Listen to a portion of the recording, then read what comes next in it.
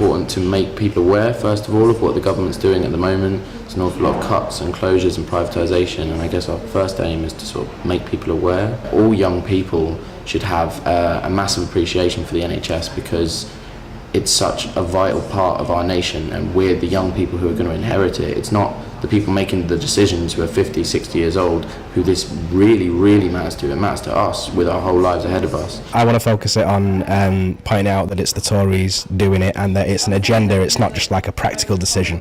It's that they believe in doing this. So I want to focus it around that. I want people to realise that this is an ideological attack on the provision of care for working class people, and that it's not just the Tories saying, well, we've got to do it. It's that they want to do it.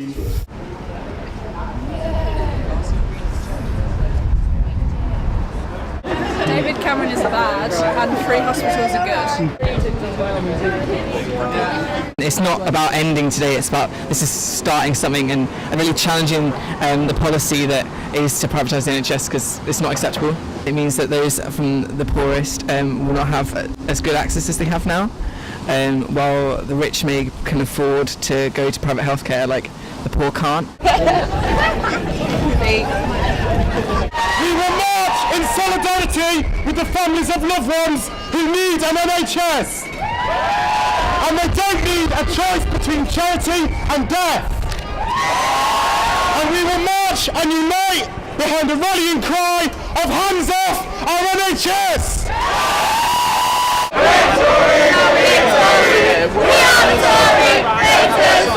So the Tory Pride Conference is happening in Manchester. They're dismantling our welfare state and our NHS. So we need to shout back and make sure our voices are heard loud and clear, that we want our NHS to be saved and we don't want them to take it away.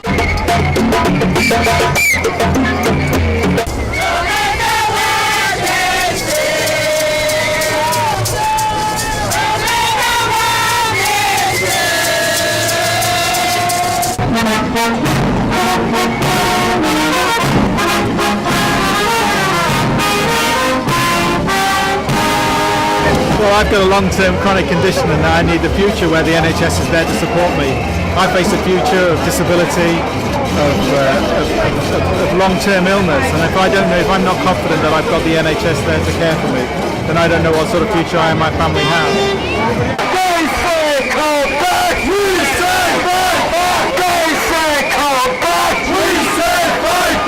There isn't anyone in the country whose lives haven't been affected by the NHS, whether it's they've been to a hospital for treatment or just prescriptions, someone in their family has had an illness. Everyone is connected to the NHS, and you can see by the numbers of people that are out today how strongly people feel about it.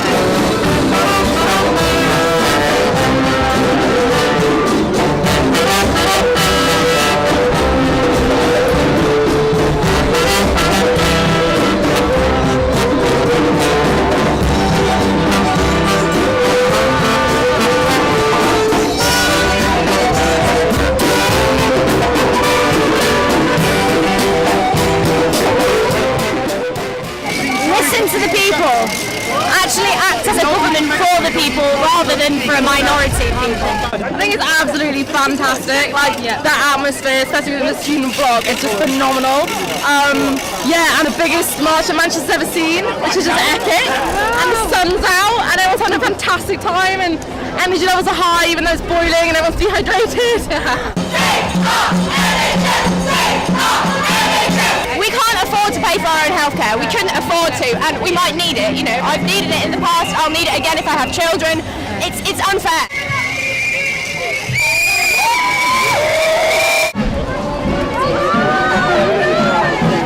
5,000 people mobilising and protesting. It's incredible, especially when people have been cut so harshly. It's incredible to see that people are still fighting back. It's important that we build up a broad-based campaign. We put pressure on above. We keep Labour to their word, of course, which is to make sure that if they're elected, they repeal this privatisation of NHS, which has absolutely no legitimacy. But we've got to make it loud and clear to the Tories that this is a show of force, it is a show of anger, and we're actually on the side of public opinion because the public don't want this privatisation of the NHS. So they might try and squat us away.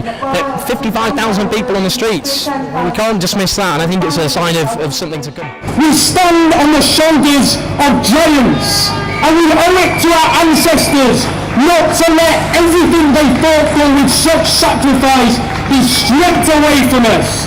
We stand together, we fight together, we will win this together.